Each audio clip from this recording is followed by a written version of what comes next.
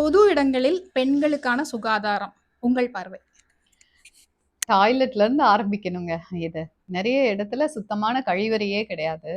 அப்படி கழிவறை சுத்தமா இருந்துச்சுன்னா தண்ணி வராது, தண்ணி வசதி இருக்காது.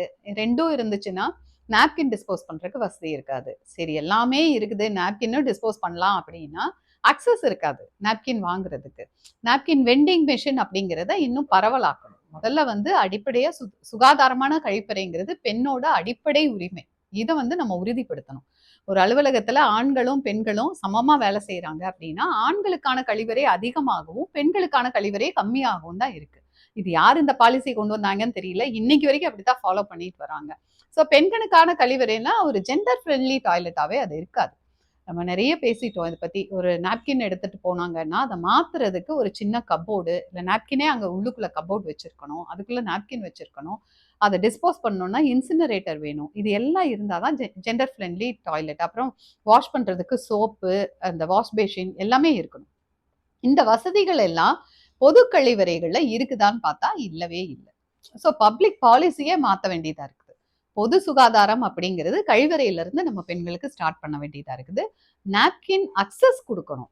அக்சஸும் ரொம்ப ரொம்ப முக்கியம். ஒரு இடத்துல நாங்கள் வேலை பார்க்குறோம், நிறைய ஒரு பெரிய வந்துட்டு ஒரு கடை வீதி இருக்கிற இடம் அப்படின்னா அங்கே முதல்ல டாய்லெட் இருக்குதா இல்லை, அப்புறம் நாப்கின் வந்து இருக்குதா, பெண்களுக்கு வந்து இந்த எளிமையா ஒரு 10 ரூபாய் காயின் போட்டோ, ஒரு 10 ரூபாய் போட்டோ எடுக்கிற மாதிரியான ஒரு நாப்கின் வசதி கவர்மெண்ட்டே ஏற்பாடு பண்ணி கொடுக்கணும். அது டிஸ்போஸ் பண்றதுக்கான வசதி இருக்குதா, இது 3ஐயும் நம்ம செக் பண்ணணும். தண்ணி வசதியோட இருக்கிற டாய்லெட் வேணும். இதை வந்து நம்ம ஒரு கிராஸ் செக் பண்றதே இல்லை. அது வந்து சோஷியல் ஆடிட்டிங்காவே பண்ணணும். அது ஏன் அதுக்கான முக்கியத்துவம் நம்ம கொடுக்க மாட்டேங்கிறோம் அப்படிங்கிறது வந்து தெரியல. ஈவன் ஸ்கூல்ஸ்லயுமே நிறைய வந்துட்டு பப்ளிக் ஸ்கூல்ஸ், இதுல கவர்மெண்ட் ஸ்கூல்ஸ்லயுமே டாய்லெட் இல்லை. அதை வந்து ஒரு சுகாதாரமா வச்சுக்கிறதுக்கான வசதியையும் அதற்கான வழியையும் அரசாங்கம் ஏற்படுத்தி கொடுக்கல. நிறைய வந்து ஹெட் மாஸ்டர்ஸ் கிட்ட நான் பேசுறப்ப அதான் சொல்றாங்க, அந்த டாய்லெட்டை மெயின்டைன் பண்றதுக்கு ஒரு செலவினம் வந்து ஆகுது இல்லையா, அதுக்கான வந்து பணத்தை அரசாங்கம் ஒதுக்கணும் அப்படின்னு சொல்லி சொல்றாங்க. ஸோ இது அரசும் பொதுமக்களும் சேர்ந்து செய்ய வேண்டிய ஒரு வேலையாகும்.